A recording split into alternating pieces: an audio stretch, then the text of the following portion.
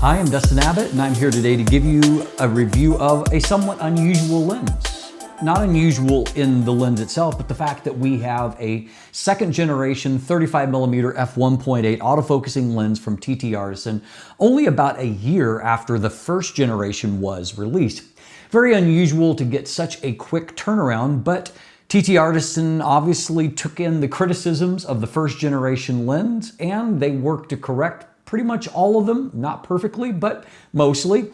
And so now we have a lens that is smaller and more compact, has a more conventional and thus a much better lens hood design, has less fringing, has a better minimum focus distance, and it is smaller and lighter and even a bit sharper to boot, and still only cost a minimal $125 US, which is pretty much the cheapest price that I've ever seen for an autofocusing lens, particularly one that really works so well. So is this a lens worth checking out for just 125 bucks? Well, that's what we're going to explore in today's review. So start by taking a look at build and handling. This lens is actually going to be available in at least 3 different APS-C mounts, including Fuji X, which is what I've reviewed on here, Sony E mount, and then also Nikon Z, all of those being APS-C. So this is an APS-C lens, and so on all 3 of these platforms, all have a 1.5 times crop factor. So 35 millimeters becomes a 52.5 millimeter full frame equivalent. So pretty much a normal nifty-50 type lens. Now, as noted, the lens is actually shrunk, and it wasn't because the first generation lens was unnecessarily large. I don't think that was the case at all, but obviously they have found a way to condense it down further, and that is always going to be welcome here. So now, while the lens retains a 60 millimeter diameter, it is only 49 millimeters long. So that's nearly 25% shorter than what the previous lens was. It clocked in at about 65 millimeters in overall length. So now we have a really compact lens. Not quite pancake compact, but let's say a pancake and a half in terms of thickness. And so really a very compact lens. The weight is also dropped as a part of that. It's now 176 grams for the Mark II version, or 6.2 ounces. We retain the 52 millimeter front filter threads up front, and we have a similar metal body, very nice feeling, with an anodized kind of black satin finish on it.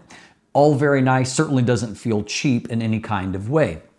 Now, what we don't have is any kind of features here, really. There is no AF/MF switch or aperture ring, custom button, any of those things there. The only thing on the lens barrel is the manual focus ring itself. Now, that manual focus ring, like in the first generation lens, is actually quite good. It's ribbed metal, it feels good, it has a nice damping and weight to it, so not a bad manual focus experience at all there. Inside we have 9 rounded aperture blades. Though I say rounded, it doesn't really do an amazing job of retaining a circular shape here, even at f2.8. As you can see in this shot, you can already see that somewhat of the aperture shape that is there, those blades there. Now, as noted, we have a much improved lens hood design. The previous generation hood, it was made out of metal rather than plastic, but that wasn't the problem with it.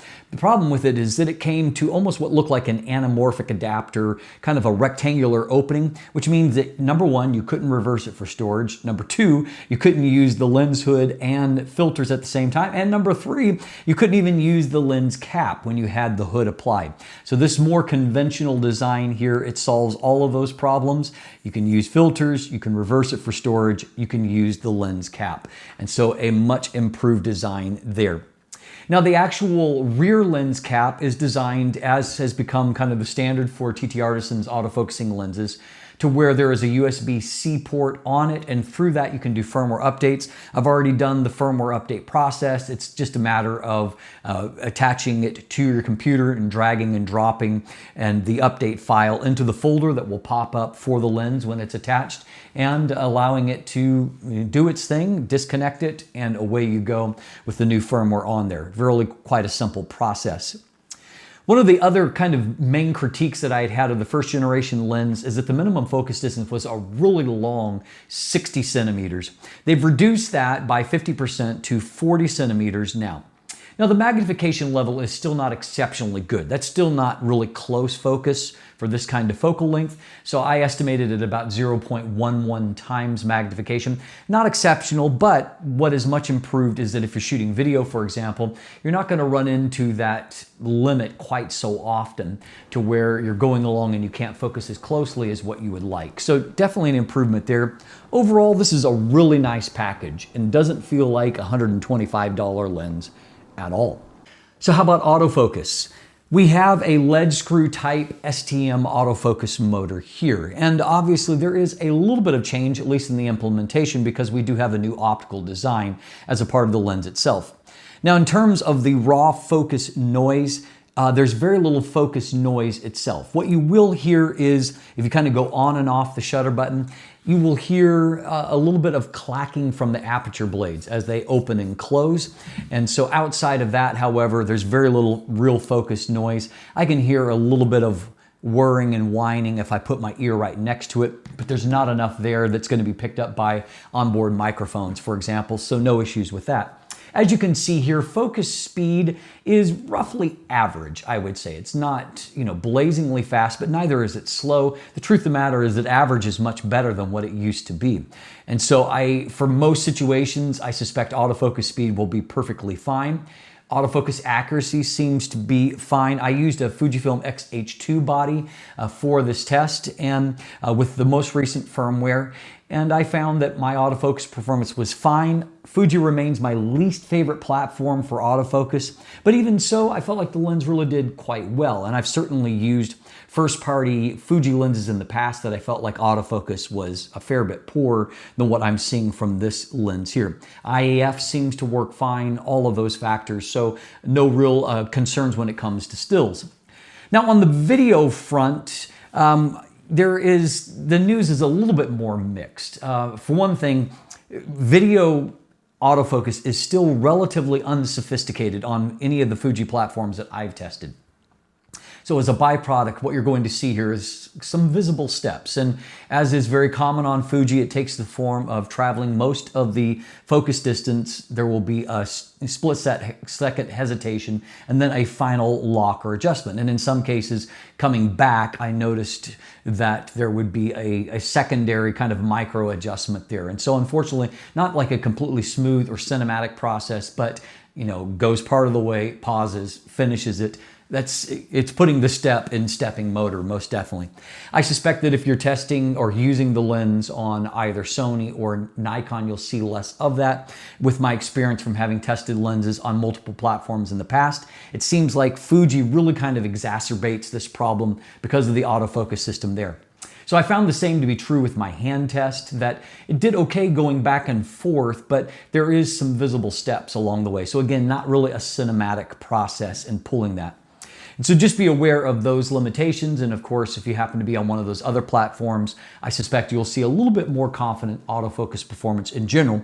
But at the same time, I will say this is performing well within expectations for this particular platform, doing quite a good job overall.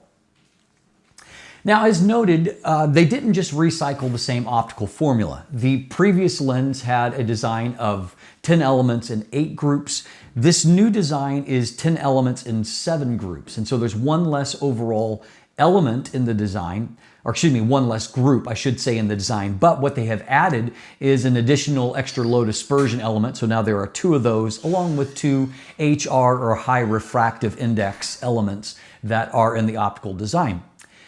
The MTF chart itself shows just a different personality. And so what I'll show here is I put together a chart with the 2 MTF charts from the first generation and the second generation lens side by side. And what you can see is that overall, I would say that the Mark II lens is better. However, it's not like better in a consistent fashion. In fact, if anything, the profile, the signature from the new lens is a little bit more up and down. And it's kind of an unusual profile in that there will be some fairly major dips that will be corrected and then dip again and so on and so forth.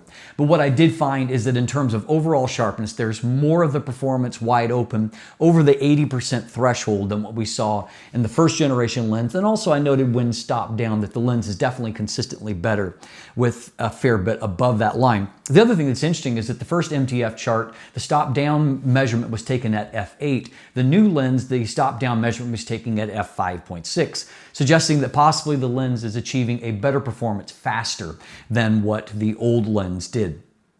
Now, the other thing that's worth noting is that this is obviously a really inexpensive lens, and it just so happens that I got it on Fujifilm, and the Fujifilm camera that I own and I test on is a 40 megapixel body, which is the most demanding platform that I've ever tested on. It's the equivalent of over 90 megapixels on a full frame camera. So really, really demanding for the best of lenses, much less a cheap lens like this. So I want you to take my results as we move ahead with a bit of a grain of salt. So for here, for example, if I downscale the result at 40 megapixels to a more typical 26 megapixel resolution point, you can see that the apparent sharpness and contrast at 100% magnification looks quite a bit better. And that gives you an idea of how that the performance will kind of scale out if you deal with that on a lower resolution platform. So moving ahead, I'll give you an overview here, and then of course, as always, the optical deep dive is available at the end of the video if you want that.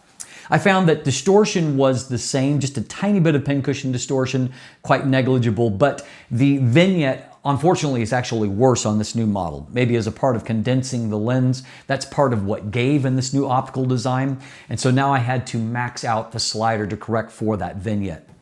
Now, on a positive note, I did critique the amount of fringing that was present on the first lens. Definitely reduced on this lens. Overall, I found while fringing is not eradicated completely, there is definitely less of it, and I didn't find it to be any kind of real-world issue in any of my actual photos outside of my test charts. I also found that looking at resolution and contrast, and again, I'm hitting this hard. So you're going to see results at 200% magnification on 40 megapixels. So it's a brutal place to perform.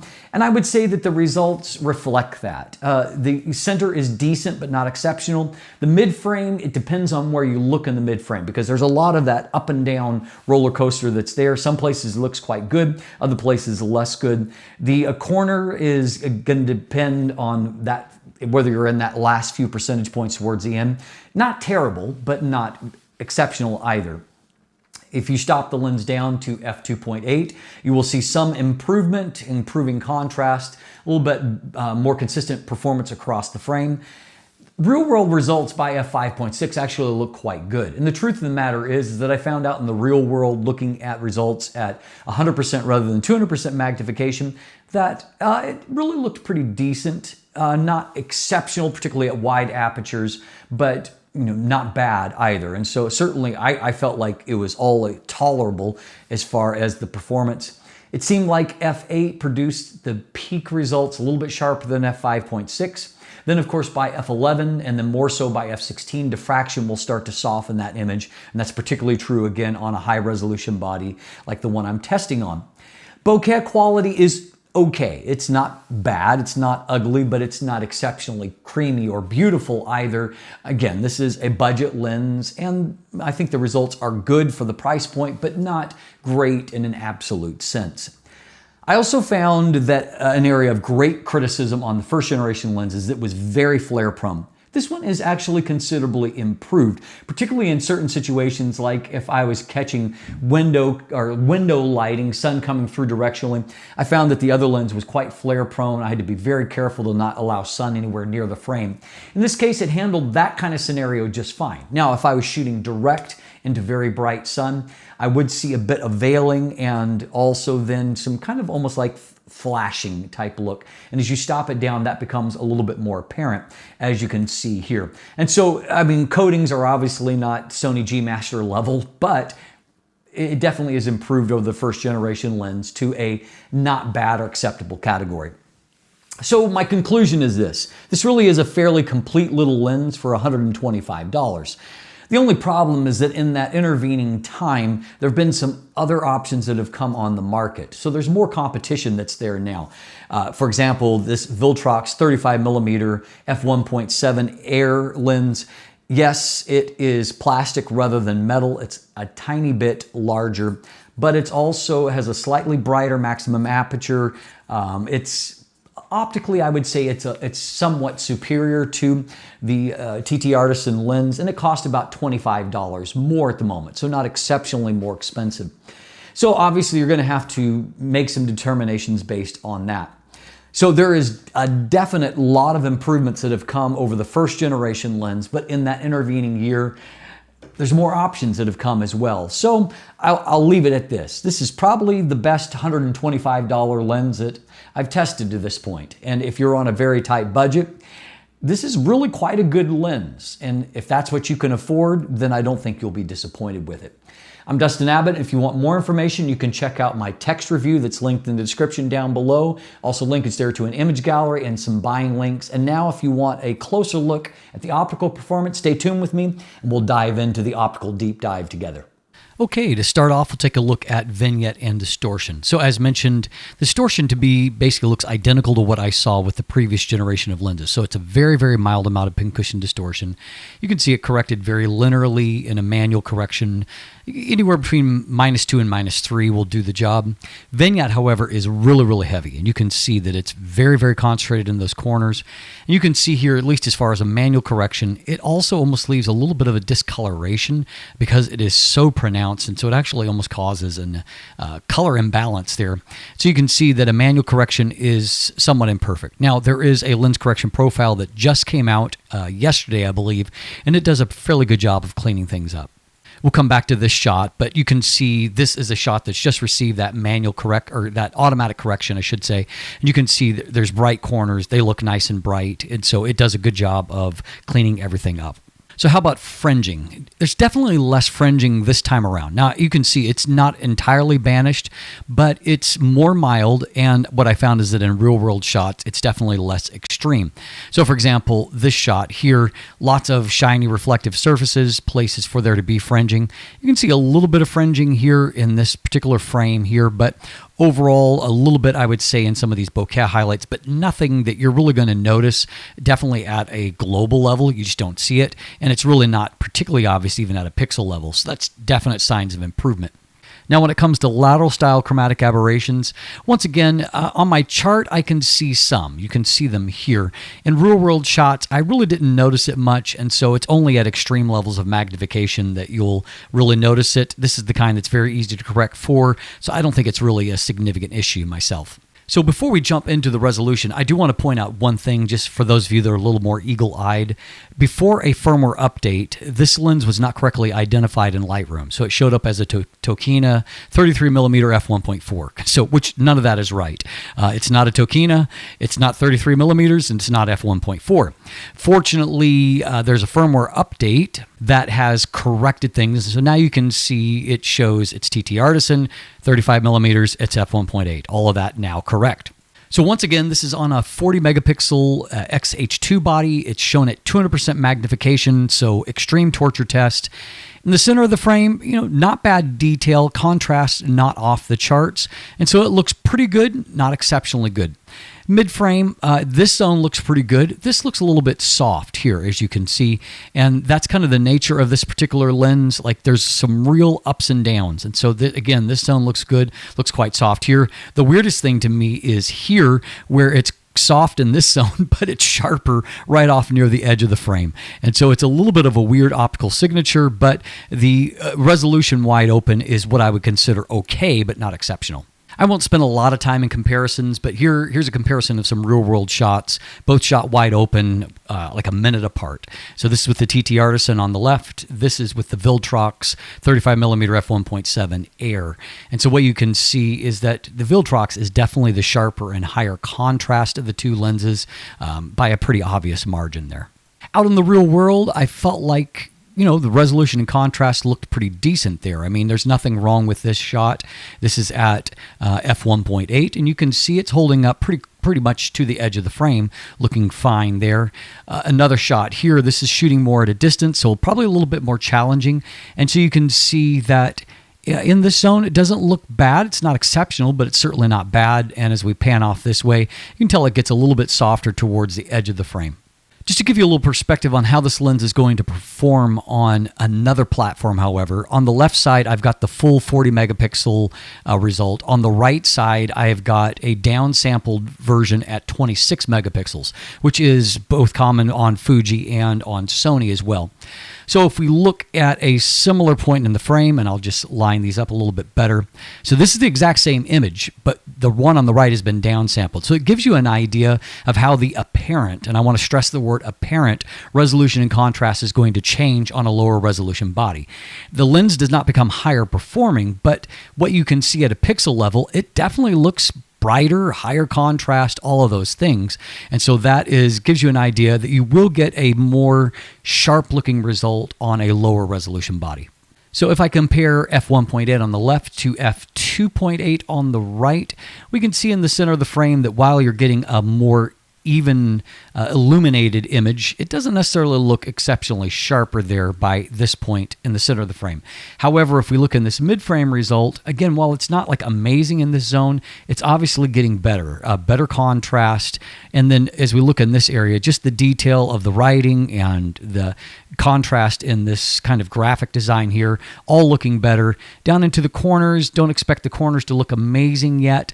Still quite soft in this zone, but off towards the very edge, looking brighter, looking better overall.